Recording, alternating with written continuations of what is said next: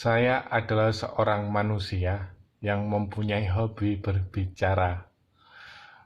Pada hari ini saya bakalan berbicara tentang Google. Tetap HP sebagai rujukan utama yang saya katakan.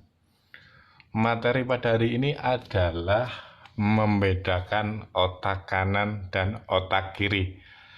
Otak merupakan bagian organ tubuh manusia yang menjadi segala daya kekuatan untuk hidup, merespons segala stimulasi dari luar.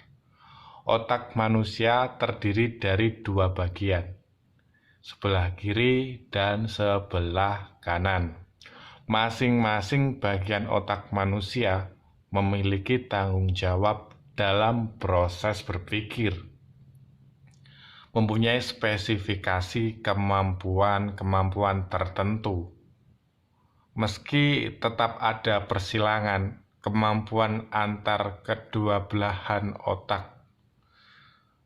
Kalau otak kiri berbahasa, angka, analisa, logika, urutan-urutan, hitungan, detail, dan ingatan jangka pendek.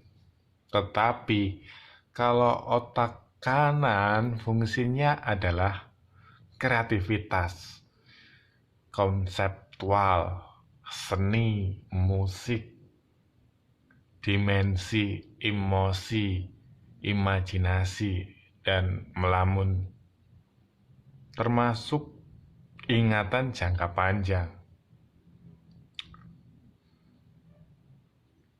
Percobaan telah menunjukkan bahwa kedua sisi otak berbeda, berperan dan berperilaku yang berbeda pula.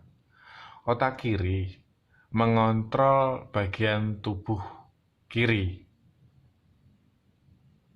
keterampilan angka-angka, matematika, keterampilan ilmiah, menganalisa, objektif, menulis, berbicara, logika, dan pertimbangan.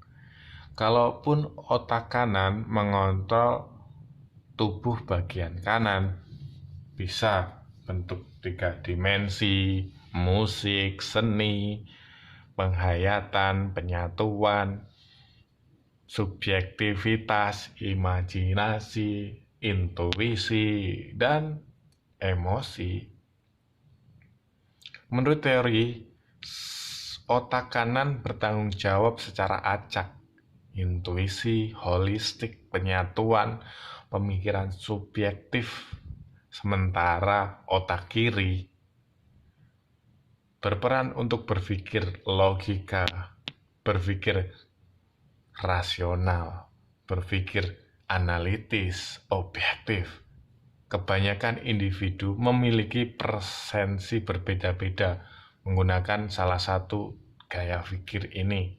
Jadi seorang mungkin lebih cenderung menggunakan otak kiri dan yang lain mungkin lebih cenderung menggunakan otak kanan.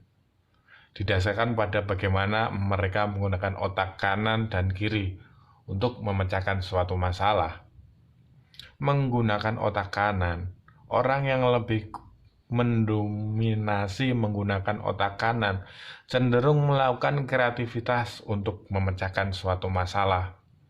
Mereka lebih banyak mengandalkan intuisi dan lebih cepat menangkap gambaran keseluruhan situasi. Pada intinya, orang banyak menggunakan otak kanan, tidak detail dan oriented. Otak kiri, penggunaan di otak kiri. Orang yang lebih dominan menggunakan otak kiri lebih memilih alasan untuk segala sesuatu. Mereka menggunakan logika rasional untuk mengidentifikasi penyebab masalah dan kemudian berpikir tentang bagaimana cara mengatasinya.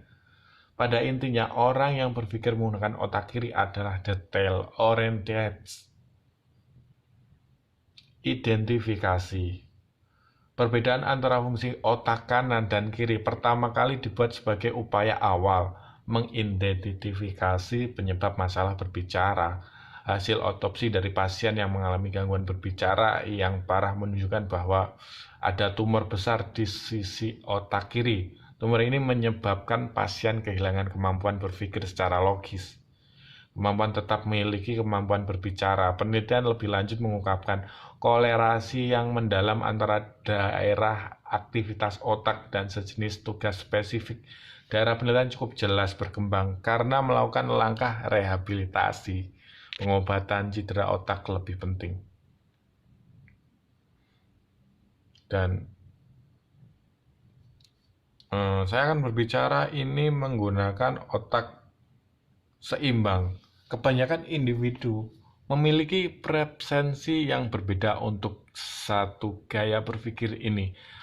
Namun, walaupun begitu, adalah lebih utuh jika sama-sama mahir berpikir menggunakan kedua otak tersebut. Kurikulum agar lebih utuh dalam menggunakan otak pada orientasi individu, pendidikan harus memberikan bobot yang sama dan mengajarkan seni kreatif dan keterampilan imajinasi. Intuisi untuk menumbuhkan lebih banyak pengalaman skolastik pada kedua sisi otak. Pendidik harus menggunakan teknik instruksi yang terkait dengan preferensi satu sama lain. Ya sudah, seperti itulah penggunaan otak yang mungkin kita harus mempelajari tentang belajar menggunakan otak biar tidak menggunakan dengkul.